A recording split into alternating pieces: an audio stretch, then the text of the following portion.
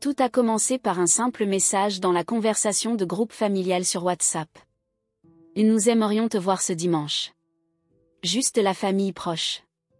Dîner à 19 h. Nous avons quelque chose d'important à discuter. Au début, je n'y ai pas prêté attention. Mes relations avec ma famille avaient toujours été distantes, mais cordiales. Nous n'étions pas proches, mais nous n'étions pas non plus ennemis, du moins, pas jusqu'à cette soirée. J'habitais à Lyon depuis 5 ans, dans un petit appartement du quartier de la Croix-Rousse. Mes parents vivaient toujours dans notre maison familiale à Villeurbanne, en banlieue. Le trajet n'était pas long, à peine 20 minutes en métro, mais parfois, il me semblait qu'un océan nous séparait. Nos appels étaient brefs, nos rencontres espacées. Ma mère, Sylvie, m'appelait régulièrement pour me demander si je mangeais bien. Mon père, Jean-Pierre, s'inquiétait surtout de savoir si j'avais un emploi stable. Mon frère aîné, Thomas, était le préféré marié, 2 enfants, un pavillon en banlieue et un poste dans une banque respectable. Tout ce que je n'étais pas. Ce dimanche-là, le ciel était gris, typique de novembre à Lyon. J'ai pris le métro jusqu'à la station Laurent-Bonnevet, puis j'ai marché jusqu'à la maison de mon enfance. J'ai acheté une bouteille de Côtes-du-Rhône en chemin, espérant apporter quelque chose.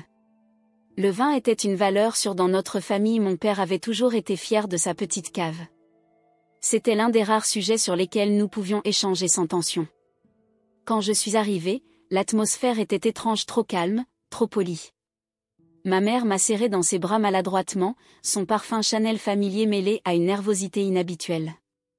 Mon père m'a à peine regardé, absorbé par le match de l'OL qu'il faisait semblant de suivre sur Canal+. Thomas évitait tout contact visuel, sa femme Sophie souriait trop, comme si elle était au courant de quelque chose que j'ignorais. Ma tante Martine était là aussi, avec son mari Claude et ma cousine Julie. Je me suis dit qu'ils étaient juste fatigués. Je n'avais aucune idée de ce qui m'attendait. « Tu veux un kir ?» a proposé ma mère, déjà en train de préparer les verres. J'ai acquiescé, notant qu'elle avait sorti les flûtes à champagne réservées aux grandes occasions. Le salon sentait le civet de lapin, mon plat préféré quand j'étais enfant. Un détail qui aurait dû m'alerter, ma mère ne cuisinait du lapin que pour les occasions spéciales. Nous nous sommes assis dans le salon, échangeant des banalités sur la météo, le dernier film de Danny Boone, les embouteillages sur le périphérique. Personne ne mentionnait cette « chose importante » à discuter. J'ai essayé de détendre l'atmosphère en racontant une anecdote sur mon voisin excentrique qui jouait de l'accordéon à 3 h du matin, mais mes blagues sont tombées à plat. « On passe à table », a finalement annoncé ma mère, après un silence gênant. Le dîner a été bref. Les plats défilaient rapidement, terrine de campagne, civet de lapin au pruneau, gratin dauphinois. Personne ne mangeait vraiment. Les fourchettes poussaient la nourriture d'un côté à l'autre des assiettes arcopales que ma mère gardait depuis son mariage. Le vin que j'avais apporté est resté débouché mais non servi, comme si mon offrande avait été jugée indigne. Puis, ma tante Martine s'est éclairci la gorge, et Thomas a sorti des enveloppes d'un dossier cartonné. Mon prénom était écrit sur l'une d'elles, en lettres calligraphiées par Sophie, qui avait toujours eu une belle écriture. À l'intérieur se trouvait une lettre imprimée, une lettre d'intervention. Ils s'étaient réunis pour me dire à quel point ils étaient déçus, comment mon mode de vie nuisait à l'image de la famille, et comment je devais changer pour leur bien. « Nous sommes inquiets pour toi », a commencé ma mère, sa voix tremblante. « Tu t'isoles, tu refuses nos appels, tu manques les anniversaires des enfants. » Thomas a enchaîné, son regard fixé sur sa coupe de champagne intacte. « Tu sais que papa et maman ne rajeunissent pas. Ils méritent de voir leur fils réussir, fonder une famille, s'installer. »« Tu as 32 ans, » a ajouté mon père, sortant enfin de son silence. « À ton âge, j'avais déjà une maison, 2 enfants, et des responsabilités. » Je les ai regardés tour à tour, incrédules. « Vous m'avez invité pour me faire la morale ? » Ce n'est pas te faire la morale, a corrigé ma tante Martine, dont le fils vivait encore chez elle à 35 ans. C'est une intervention. Parce que nous t'aimons.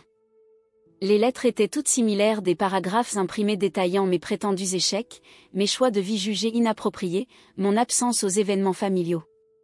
Comme si j'avais commis un crime. Comme si ma vie m'appartenait moins qu'à eux. Je me suis sentie piégée, assis sur cette chaise où, enfant, j'avais mangé tant de repas du dimanche. Le buffet Henri II derrière moi, témoin silencieux de cette embuscade, contenait encore mes dessins d'école primaire, soigneusement conservés par ma mère. Les mêmes personnes qui avaient applaudi à ma première dent perdue me jugeaient maintenant indigne de leur respect. « Nous voulons juste que tu reviennes dans le droit chemin », a conclu mon père, comme si j'étais un criminel en réinsertion. J'ai regardé ma montre. Il était 20h15. En moins d'une heure et demie, ma famille venait de me faire comprendre que je n'étais qu'une déception. Un projet raté. Une case non cochée dans leur vision étroite de la réussite. Je n'avais aucune idée de ce qui allait suivre, mais je savais une chose, ce dîner marquerait un avant et un après dans ma relation avec ma famille. Et peut-être était-ce exactement ce dont j'avais besoin. Tandis qu'ils prenaient tour à tour la parole pour lire leurs lettres, je restais là, figé. Chaque voix coupait plus profondément que la précédente. La voix de mon père se brisait en disant que j'étais un gâchis de potentiel. Ma mère, les yeux humides, affirmait que j'étais perdu. Mon propre frère me qualifiait de fardeau. Et quand j'ai finalement ouvert la bouche pour parler, ils m'ont dit d'écouter. Ils prétendaient que c'était pour le bien de la famille. J'ai serré mon verre de vin si fort que j'ai craint qu'il ne se brise entre mes doigts. Le liquide rubis tremblait, reflet de ma rage contenue. Je sentais mon cœur battre dans mes tempes. La voix de ma tante Martine me parvenait comme à travers un brouillard épais. « Tu sais, ton cousin Rémi gagne déjà 4 000 € par mois chez Renault. Il vient d'acheter un appartement à Écully. Et Julie va se marier en juin avec son Sébastien. » Ah, le sempiternel concours des enfants réussis. Dans notre famille, tout était une compétition. Les bulletins scolaires étaient comparés dès le primaire. Les salaires étaient évoqués à demi-mot au repas de Noël. Les achats immobiliers annoncés comme des victoires personnelles. Je n'avais jamais voulu participer à cette course, et c'était peut-être mon plus grand crime. Je regardais autour de moi, observant cette salle à manger que je connaissais par cœur. Le papier peint à fleurs que ma mère refusait de changer depuis 1992. Les photos de famille sur le buffet Thomas en toge à sa remise de diplôme, mes parents à Santorin, les petits-enfants à la plage de Pérol. Moi, j'étais absent de ces cadres depuis longtemps. Comme si ma place dans cette famille s'était progressivement effacée. On s'inquiète pour ta stabilité financière, a continué mon père, consultant ses notes comme un procureur préparant son réquisitoire. Tu changes d'emploi tous les 6 mois. Tu loues toujours. À 32 ans, c'est inquiétant. Je me suis demandé ce qu'il savait vraiment de ma vie. Avait-il la moindre idée de ce que je faisais de mes journées? Savait-il ce qui me passionnait? Avait-il seulement essayé de me comprendre avant de me juger? Et puis cette histoire de célibat qui s'éternise, a ajouté ma mère, comme si être seule était une maladie honteuse. Même Marion Delacroix, tu te souviens, la fille des voisins avec son appareil dentaire? Eh bien, elle est mariée maintenant. 2 enfants. Les gens que je partageais mon sang me déchiraient comme si j'étais un secret honteux. Ils parlaient de mes décisions, de mon indépendance, de mon absence aux événements familiaux comme si je leur devais chaque partie de moi-même. J'avais envie de hurler, mais je suis resté silencieux. Qu'ils pensent qu'ils m'avaient brisé. Et cette histoire de start-up? Thomas a secoué la tête avec un sourire condescendant. C'est bien de rêver, mais à un moment donné, il faut atterrir, tu comprends? Papa t'a proposé un poste chez Brossard Logistique 3 fois. Tu as refusé. Pourquoi? Par orgueil? Brossard Logistique, l'entreprise où mon père avait passé 40 ans de sa vie. Un entrepôt à Vénissieux où il avait gravi les échelons jusqu'à devenir responsable d'équipe. Son plus grand accomplissement. Et selon lui, mon plus grand échec était de ne pas avoir suivi ses traces. On est prêt à t'aider, a insisté Sophie, ma belle-sœur, avec cette fausse bienveillance qui la caractérisait. Thomas peut te prêter de quoi faire un apport pour un studio. À Vaux-en-Velin, il y a des prix raisonnables. Vaux-en-Velin. Là où on case ceux dont on a honte. Loin du centre, loin des regards. Je vivais dans un 35 mètres carrés dans la Croix-Rousse, quartier que ma famille jugeait prétentieux pour quelqu'un de ma situation. Ils ne savaient pas que je pouvais m'offrir un 100 mètres carrés si je le voulais. Il n'avait aucune idée de ce que je construisais dans l'ombre. J'ai une cousine qui travaille chez Carrefour, a proposé tante Martine. Il cherche toujours des chefs de rayon. C'est stable. Autour de la table, les hochements de tête approbateurs. Voilà donc ce qu'ils imaginaient pour moi.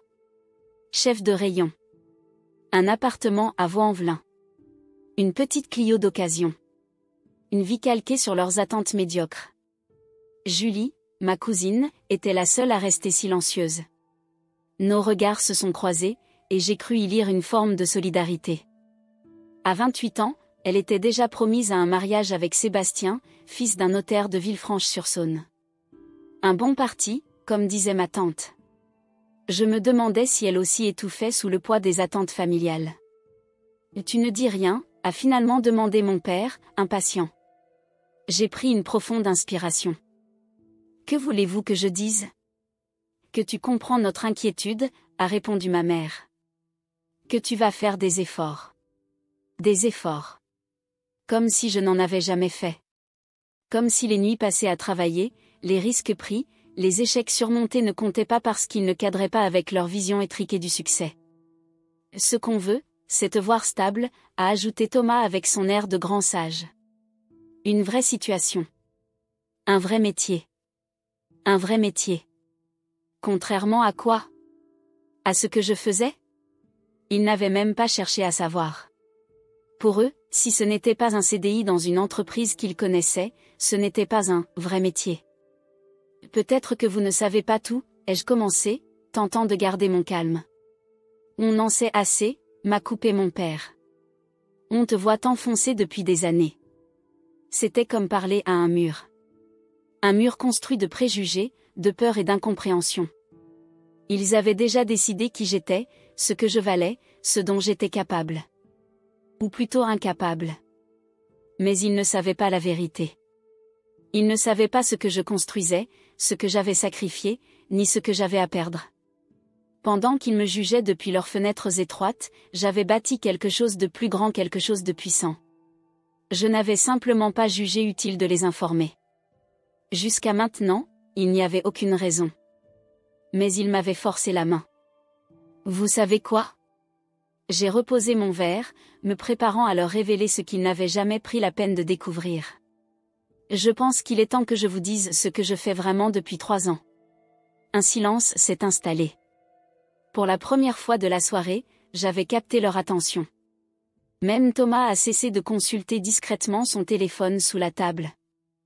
Si tu veux nous parler de tes projets de start-up encore une fois. A commencé mon père avec un soupir. Non, l'ai-je coupé. Je vais vous parler de ma réussite. Celle que vous n'avez jamais pris la peine de voir. Je me suis senti soudain étrangement calme. Le moment était venu de dévoiler ce que j'avais gardé secret non par honte, mais par choix. De leur montrer que pendant qu'ils me croyaient perdu, j'avais en réalité trouvé ma voie. Une voie qu'ils n'auraient jamais comprise ni approuvée, mais qui était la mienne. Ce qu'ils ne savaient pas, c'est que depuis 3 ans, je dirigeais une entreprise secrète, une entreprise qu'ils n'auraient jamais approuvée, mais qui avait fait de moi un succès. J'avais commencé de rien, travaillant le soir après mon emploi de jour, faisant des recherches, apprenant, construisant. Je l'avais gardé secret non par honte, mais parce que je ne voulais pas de leur jugement. Vous vous souvenez quand j'ai quitté Bouygues Télécom, ai-je commencé, en observant leur visage. Vous pensiez que j'avais démissionné sur un coup de tête. Mon père a soupiré, se préparant visiblement à entendre des excuses. Ma mère a serré sa serviette en tissu entre ses doigts. Thomas a échangé un regard. Entendu avec sa femme. Ils pensaient tous connaître la suite, l'histoire d'un échec, d'une décision irréfléchie. J'ai quitté Bouygues parce que j'avais déjà créé ma propre entreprise, ai-je continué. Une société de conseil en cybersécurité et protection des données. Ma tante Martine a froncé les sourcils. Et cyber, quoi ? Je me suis retenue de lever les yeux au ciel. Voilà exactement pourquoi je n'avais jamais parlé de mon travail. Dans cette famille, si ce n'était pas tangible comme les briques des maisons que vendait Thomas ou les palettes que gérait mon père, ça n'existait pas vraiment. Je protège les données des entreprises contre les pirates informatiques, ai-je simplifié. Je les aide à respecter les lois sur la vie privée. Je conseille sur la sécurité numérique. Mon père a haussé les épaules, peu impressionné. Et ça marche, ce truc? J'ai sorti mon téléphone et ouvert l'application de ma banque. Je l'ai fait glisser à travers la table, jusqu'à lui. Regarde par toi-même. Il a chaussé ses lunettes et a observé l'écran. J'ai vu ses yeux s'écarquiller progressivement. Le solde de mon compte professionnel était plus élevé que tout ce qu'il avait pu gagner en une année entière chez Brossard Logistique. Ce n'est pas possible, a-t-il murmuré, me rendant le téléphone comme s'il s'agissait d'un objet brûlant. C'est tout à fait possible, ai-je répondu calmement. Ma société, NextSecure, a des clients dans toute la France, mais aussi en Allemagne, en Suisse, et même au Canada. Nous sommes une équipe de 12 personnes maintenant. Un silence de plomb est tombé sur la table. Thomas a tendu la main pour prendre mon téléphone. Je l'ai laissé faire. Son visage est passé de l'incrédulité au doute, puis à une forme de respect réticent. « Tu as créé ça tout seul ?» a-t-il demandé, son ton soudainement différent. J'ai commencé seul, oui. Dans mon studio de 35 mètres carrés que vous trouviez si prétentieux. Je n'ai pas pu m'empêcher d'ajouter cette pique. J'ai travaillé nuit et jour pendant des mois. J'ai réinvesti chaque euro gagné. J'ai appris en marchant. Ma mère semblait perdue. Mais pourquoi tu ne nous as rien dit? La question m'a fait sourire. Après cette soirée d'accusation et de jugement, elle osait demander pourquoi je gardais des secrets? Je l'ai regardé droit dans les yeux. Parce que vous n'auriez pas compris. Vous auriez essayé de me décourager, comme vous l'avez toujours fait. C'est trop risqué, prends un vrai travail d'abord, personne ne réussit dans les startups. J'imitais leur voix, leurs expressions. Je n'avais pas besoin de ça. J'avais besoin de croire en moi, même si personne d'autre ne le faisait. Julie, ma cousine, a pris la parole pour la première fois de la soirée. Je trouve ça génial, moi. Son fiancé Sébastien lui a jeté un regard désapprobateur, mais elle a continué. Tu as eu le courage de faire ce que tu voulais. Comment on peut savoir que c'est vrai, a demandé mon oncle Claude, toujours pragmatique. Un solde bancaire, ça peut être n'importe quoi. Un prêt. De l'argent emprunté. J'ai sorti mon ordinateur portable de mon sac. Je l'avais apporté pour travailler dans le train du retour, ne m'attendant pas à en avoir besoin pendant ce dîner. Je l'ai ouvert et me suis connecté au site de ma société. Voici notre site web.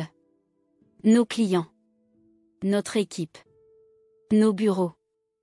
Je faisais défiler les pages. Nous avons été mentionnés dans les Échos le mois dernier. Nous avons remporté un prix d'innovation à Vivatech. Notre chiffre d'affaires a doublé chaque année depuis la création. Les preuves s'accumulaient sur l'écran. Les logos de clients prestigieux. Les témoignages. Les articles de presse. L'adresse de nos bureaux sur les quais de Saône, dans un immeuble haussmannien que même Thomas ne pourrait pas s'offrir. Tu aurais pu nous le dire, a répété ma mère, comme si c'était le problème principal. Pourquoi? Pour que vous me demandiez constamment si ça marchait? Pour que vous attendiez mon échec au premier coin de rue? Ma voix est restée calme, mais ferme. Je n'avais pas besoin de votre approbation. Je n'en ai toujours pas besoin, d'ailleurs. Mon père fixait l'écran, silencieux. Je me demandais ce qui se passait dans sa tête. Était-il fier? Vexé? Incrédule? Peu importait, en réalité. J'avais dépassé le stade où son opinion comptait pour moi. « Et tu gagnes combien par mois ?» a finalement demandé Thomas, toujours obsédé par les chiffres. J'ai ri. Suffisamment pour acheter cash mon appartement dans le 6e. J'ai laissé cette information faire son effet. Suffisamment pour prendre des vacances quand je veux. Suffisamment pour travailler avec des gens que je respecte, sur des projets qui me passionnent. L'appartement dans le 6e arrondissement de Lyon, le quartier huppé que mes parents n'avaient jamais pu s'offrir. Je n'avais pas prévu de mentionner cet achat récent, mais leur condescendance avait fait ressortir une part de fierté que je ne savais pas posséder. Tu vois, papa, je n'ai pas suivi tes traces chez Brossard Logistique. Je n'ai pas fait comme Thomas dans l'immobilier. J'ai créé quelque chose de nouveau. Quelque chose à moi. Sophie, toujours pratique, a demandé, mais c'est quoi exactement, la cybersécurité? C'est comme l'informatique? J'ai tenté d'expliquer simplement. C'est protéger les informations numériques. Empêcher les piratages. S'assurer que les données personnelles sont traitées correctement. Avec le RGPD, toutes les entreprises ont besoin de conseils dans ce domaine. Je voyais bien qu'ils ne saisissaient pas totalement. Pour eux, un métier devait produire quelque chose de tangible. Une maison. Un objet. Un service visible. Le monde numérique restait abstrait, presque suspect. Et tu as des employés, a demandé mon oncle Claude, comme si c'était le seul marqueur de réussite qu'il comprenait. 12. Des ingénieurs, des juristes spécialisés, des commerciaux. Nous recrutons 3 personnes de plus le mois prochain. J'ai hésité, puis ajouté, Julie, si jamais tu veux échapper à ton mariage arrangé, mon équipe marketing cherche une chargée de communication. Ma tante Martine s'est étranglée avec son vin. Julie a éclaté de rire, tandis que Sébastien devenait écarlate. L'ambiance avait changé. Leur scénario soigneusement préparé, l'intervention familiale pour sauver le mouton noir, s'était effondré. Je les regardais et je réalisais quelque chose d'important, ils n'avaient aucune idée de qui j'étais vraiment. Ils attaquaient la version de moi qu'ils avaient créée dans leur esprit, une version qui n'existait plus. Je me sentais étrangement libérée. Pendant des années, j'avais porté le poids de leur déception. Maintenant, je voyais clairement que cette déception n'était que le reflet de leurs propres limites. Je ne suis pas venue ce soir pour me vanter, ai-je conclu, refermant mon ordinateur. Je suis venue parce que je pensais que vous m'invitiez en tant que famille. Mais j'avais tort.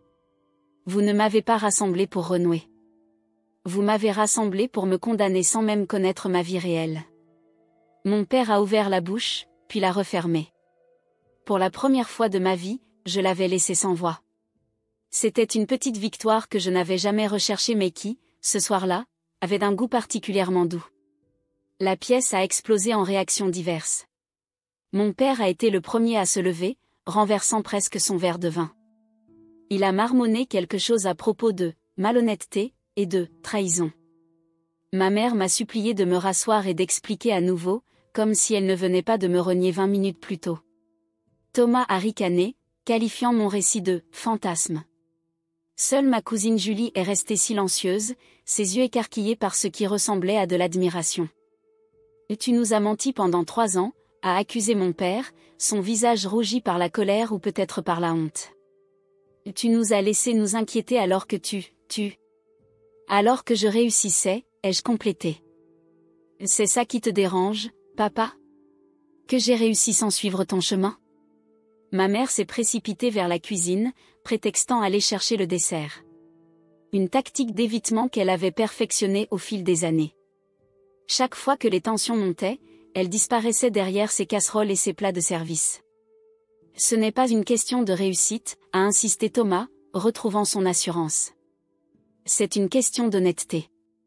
De respect envers ceux qui t'ont élevé. » J'ai ri sans humour. « Le respect ?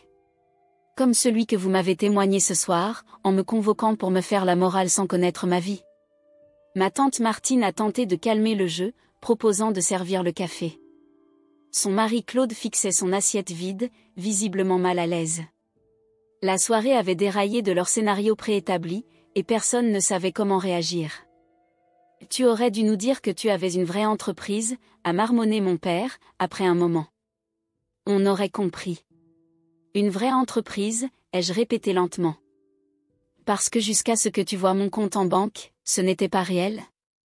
Le problème était là, en quelques mots.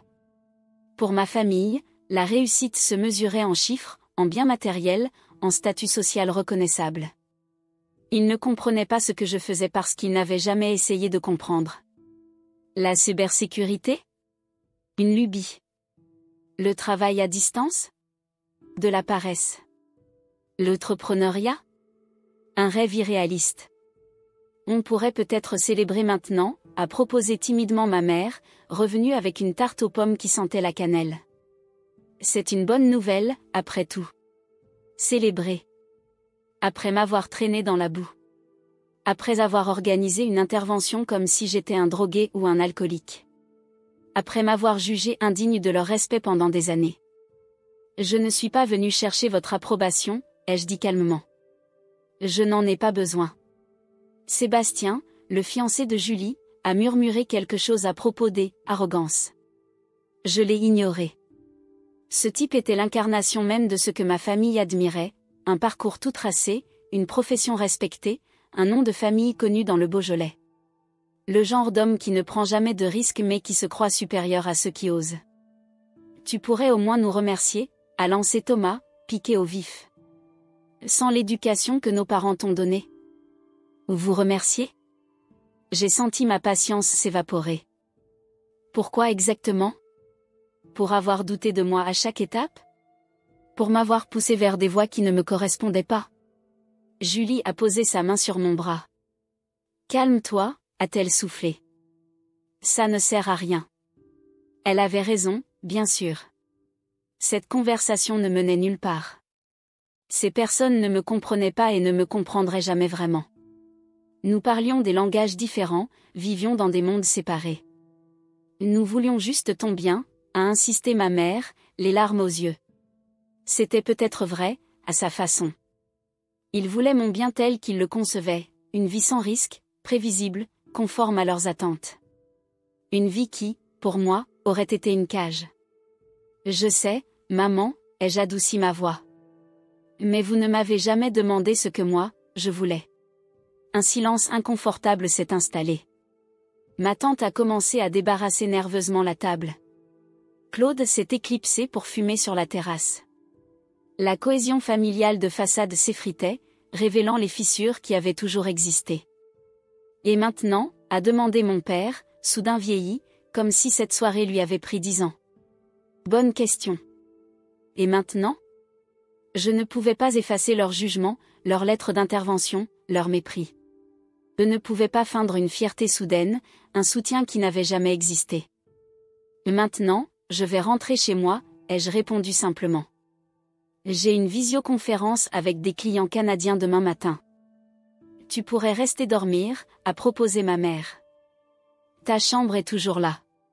Ma chambre. Inchangée depuis mon départ pour les études. Un sanctuaire figé dans le temps, comme si elle espérait que je revienne un jour à la version de moi-même qu'elle avait aimé, l'enfant obéissant, le fils qui ne remettait pas en question l'ordre établi. Non, merci. J'ai un Uber qui m'attend. C'était un mensonge. Je n'avais pas encore commandé de voiture.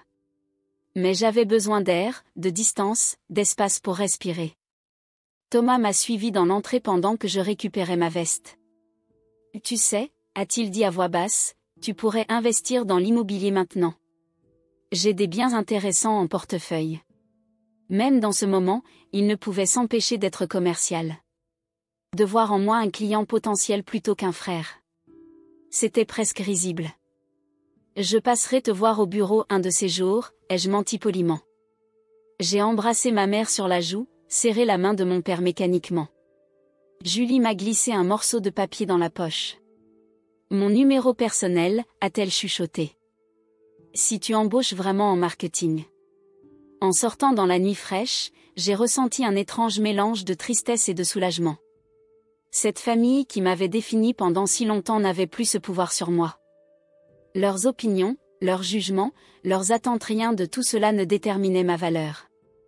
J'ai marché jusqu'à l'arrêt de bus, préférant les transports en commun au Uber que j'avais prétendu commander.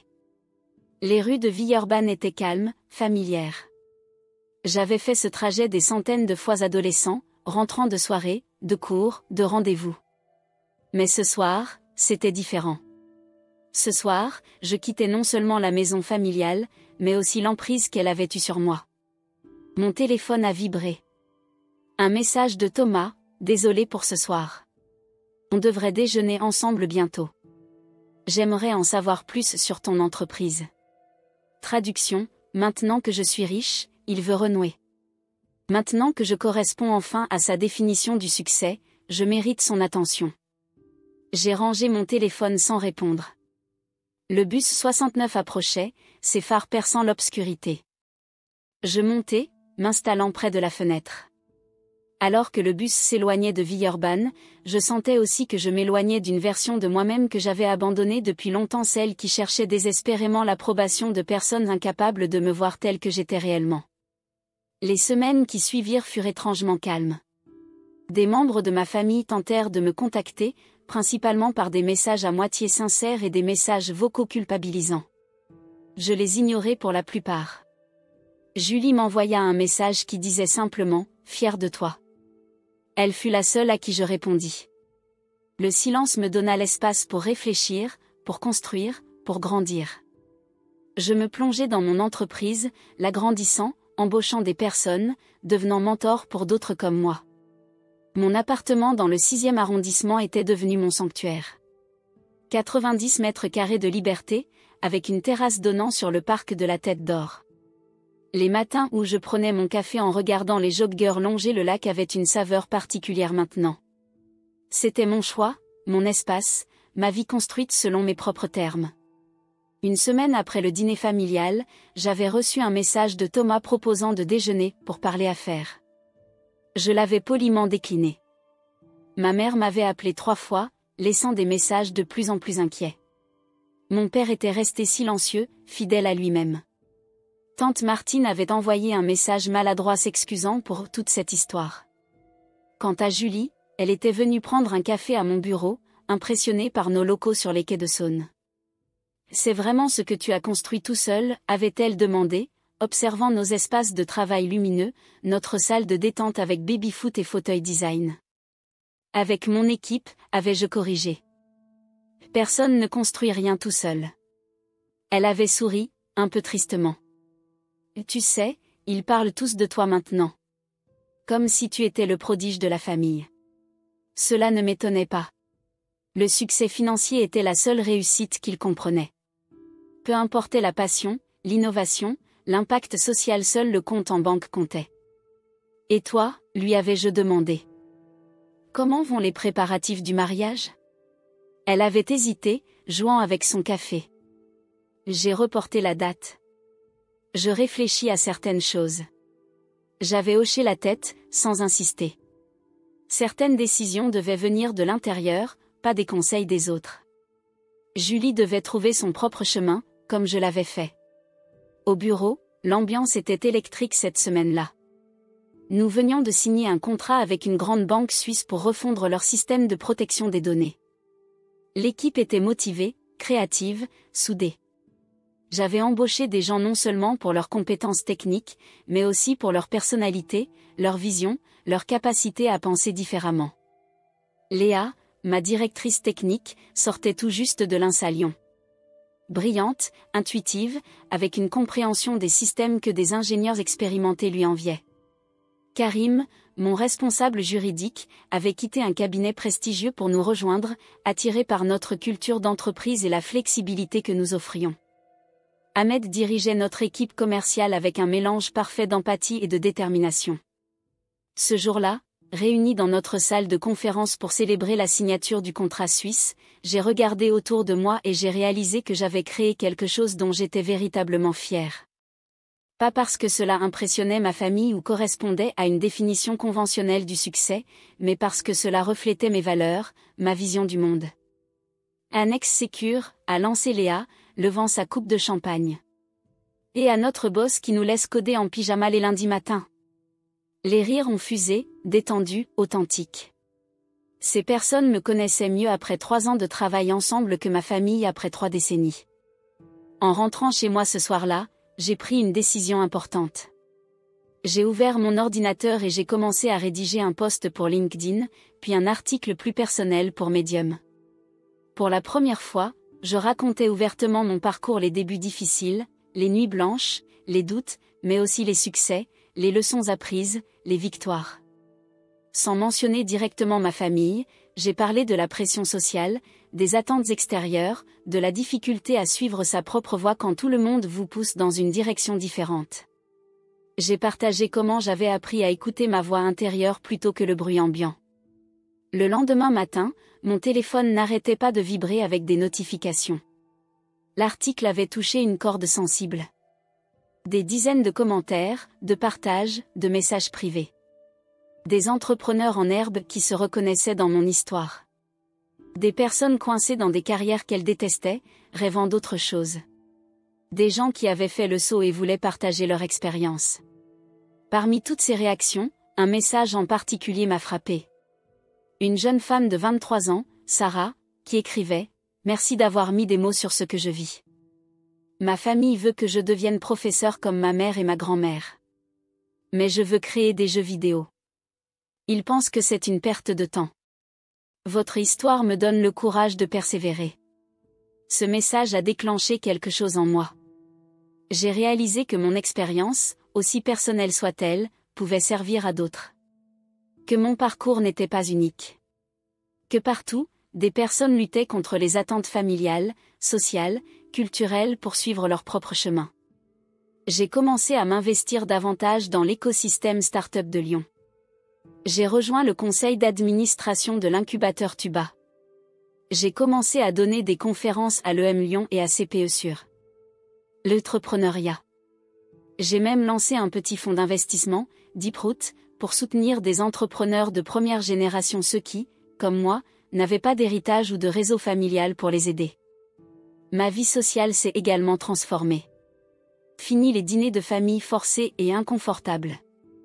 J'ai construit un cercle d'amis partageant mes valeurs, Emma, une architecte qui avait lancé son cabinet spécialisé dans l'habitat durable, Marc, un ancien avocat reconverti en chef cuisinier qui avait ouvert un restaurant fusion sur les pentes de la Croix-Rousse, Sophia, une développeuse freelance qui partageait son temps entre Lyon et Lisbonne. Avec eux, les conversations étaient stimulantes, honnêtes, sans jugement. Nous parlions idées, projets, rêves, échecs avec une authenticité que je n'avais jamais connue dans ma famille.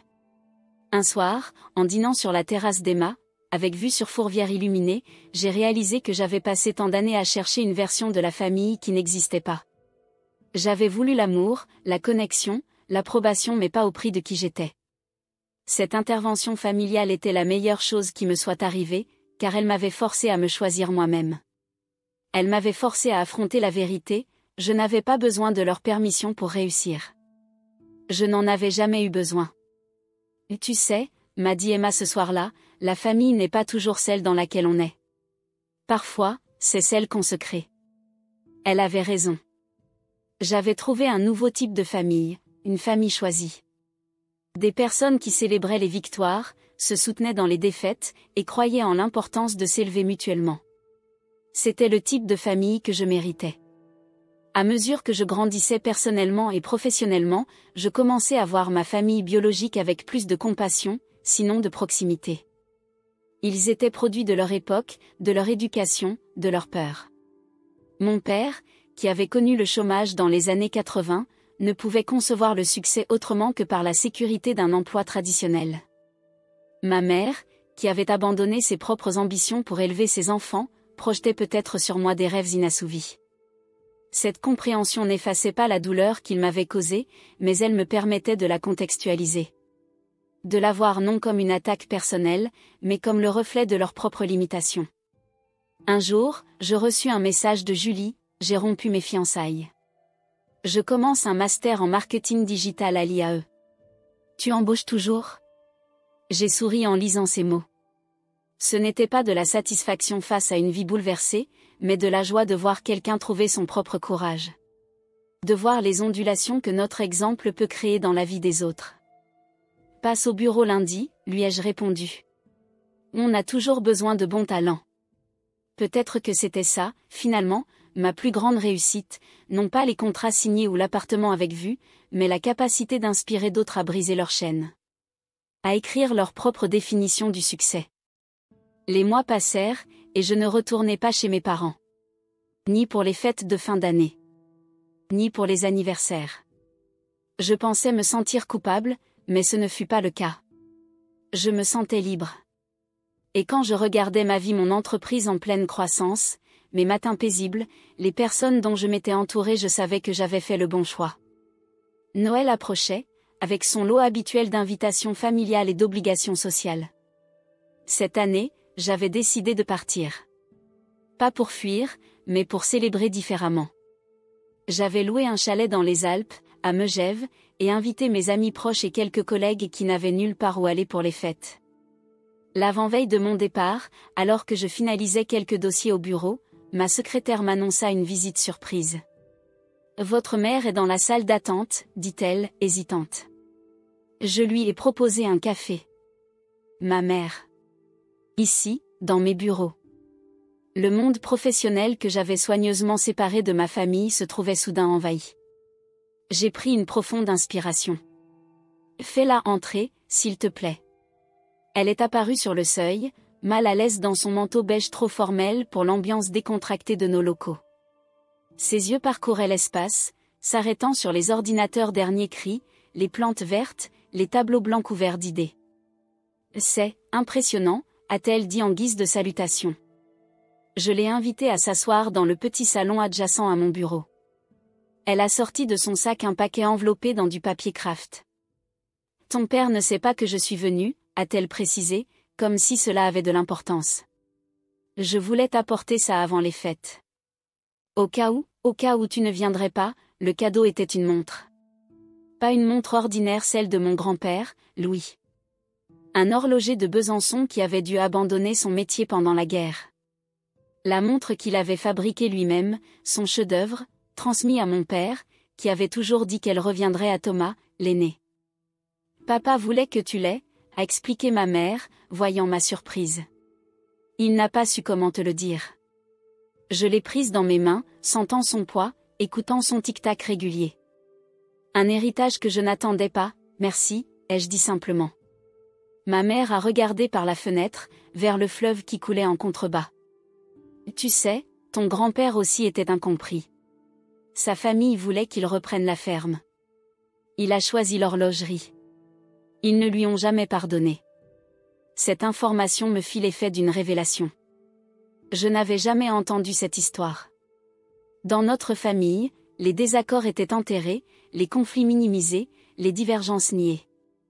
Apprendre que mon grand-père avait lui aussi rompu avec les attentes familiales créait soudain un pont entre les générations, une continuité que je n'avais jamais perçue. Je ne savais pas, ai-je admis. Ton père lui ressemble plus qu'il ne veut l'admettre, a-t-elle poursuivi. Têtu. Fier. Incapable de dire ce qu'il ressent vraiment. Elle s'est tournée vers moi, avec un regard que je ne lui connaissais pas direct, sans les filtres habituels de reproche ou d'inquiétude. Nous n'avons pas compris ce que tu construisais. Peut-être que nous n'avons jamais essayé. Ton père est d'une autre époque. Pour lui, un travail, c'est quelque chose qu'on peut toucher, voir. Pas des ordinateurs et des, comment dis-tu? Des algorithmes? J'ai souri malgré moi. Et des algorithmes, oui. Un silence s'est installé, mais pour la première fois depuis longtemps, ce n'était pas un silence tendu. Juste un espace entre deux personnes qui réapprenaient à se parler. Tu viendras pour Noël, a-t-elle finalement demandé, sans insister. J'ai prévu autre chose cette année, ai-je répondu honnêtement. Un chalet à Megève, avec des amis. Elle a hoché la tête, acceptant cette réponse sans la culpabilité habituelle. Une autre fois, peut-être. Après son départ, je suis restée longtemps à contempler la montre de mon grand-père. Cet objet symbolisait quelque chose de nouveau dans ma relation avec ma famille, non pas une réconciliation complète, mais une reconnaissance. Une forme de respect mutuel qui n'existait pas auparavant. Le lendemain, j'ai reçu un message de Thomas. Une photo de son fils aîné, Lucas, 10 ans, devant un ordinateur. Il veut apprendre à programmer. Il dit qu'il veut être comme tonton. Des conseils? J'ai souri en voyant l'image. Le petit Lucas, que je voyais rarement, avec ses lunettes trop grandes et son air concentré. Un pont inattendu se construisait là aussi. J'ai pris le temps de lui répondre, recommandant quelques sites adaptés aux enfants pour apprendre le code, promettant d'envoyer un kit de robotique pour débutants comme cadeau de Noël. Le séjour à Megève fut exactement ce dont j'avais besoin. Loin des traditions familiales étouffantes, nous avons créé les nôtres.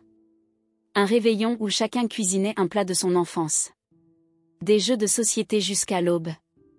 Une randonnée en raquettes sous les étoiles le soir de Noël, avec du vin chaud dans des thermos. Julie nous avait rejoints, apportant avec elle son énergie fraîchement libérée. Depuis qu'elle avait rompu ses fiançailles, elle semblait transformée, plus vive, plus présente, plus authentique. Elle s'intégrait parfaitement à notre groupe. « Tu sais », me dit-elle un soir, alors que nous contemplions le Mont Blanc depuis la terrasse du chalet, « ce que tu as fait a changé plus que ta propre vie. » « Comment ça ? » « Tu as créé une fissure dans le système, expliqua-t-elle. Dans notre famille, personne n'avait jamais vraiment défié les règles non dites. On suivait tous le chemin tracé. Maintenant, c'est différent. Même tante Martine parle de reprendre ses études d'art abandonnées il y a 30 ans. Cette idée m'a touchée profondément. Nous pensons souvent que nos choix personnels n'affectent que nous-mêmes. Mais en réalité, chaque acte de courage authentique crée des ondulations autour de nous, inspirant d'autres à trouver leur propre vérité. De retour à Lyon après les fêtes, j'ai commencé à réfléchir à l'avenir de Next Secure. Nous avions grandi rapidement, peut-être trop. J'envisageais de refocaliser notre activité, de privilégier la qualité plutôt que l'expansion. Ce n'était pas la décision la plus évidente financièrement, mais c'était celle qui correspondait à ma vision.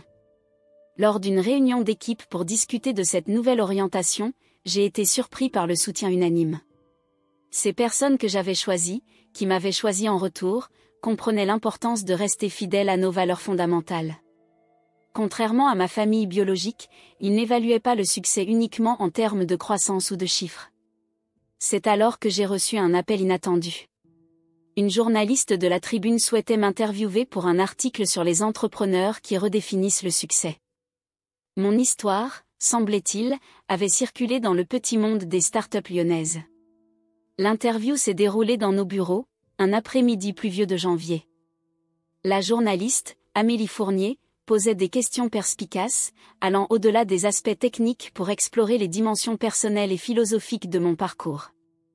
Vous avez créé une entreprise prospère en rejetant les définitions conventionnelles du succès, a-t-elle remarqué. Comment définiriez-vous le succès aujourd'hui ? La question m'a fait réfléchir.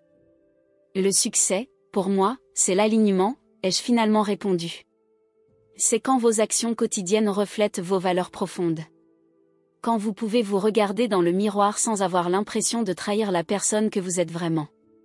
Elle a souri, prenant des notes. Et votre famille ? Comment a-t-elle réagi à votre réussite ? J'ai hésité. Parler publiquement de ces tensions familiales n'était pas dans mes habitudes. Mais peut-être que mon histoire pourrait aider d'autres personnes confrontées aux mêmes défis. Et disons que nos définitions du succès ne s'alignaient pas, ai-je expliqué diplomatiquement. Mais nous apprenons à nous respecter mutuellement, même dans nos différences. L'article est paru 2 semaines plus tard. Sans être sensationnaliste, il abordait honnêtement les défis personnels derrière la success story professionnelle. Je l'ai partagé sur les réseaux sociaux, puis j'ai fermé mon ordinateur et suis allé marcher le long des quais de Saône, réfléchissant au chemin parcouru.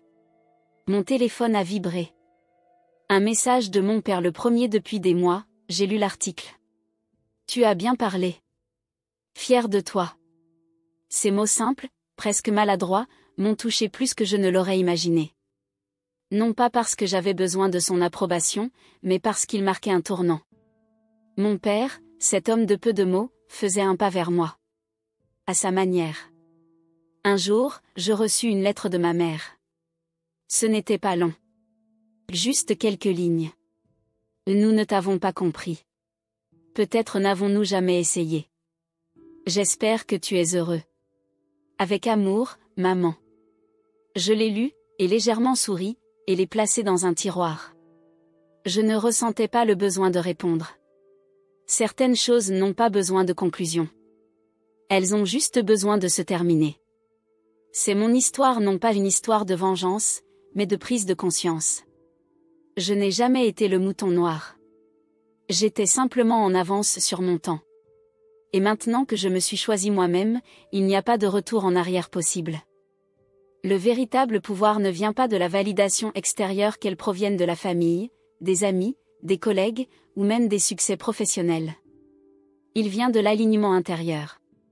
De la capacité à écouter sa propre voix au milieu du bruit des attentes extérieures.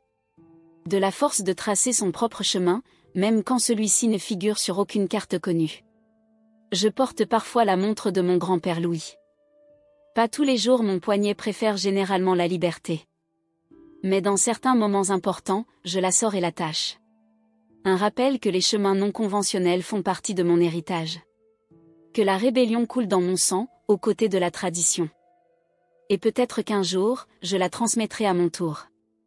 Non pas comme un symbole d'attente ou d'obligation, mais comme un témoin de courage. Une invitation à suivre sa propre voie, quel qu'en soit le prix.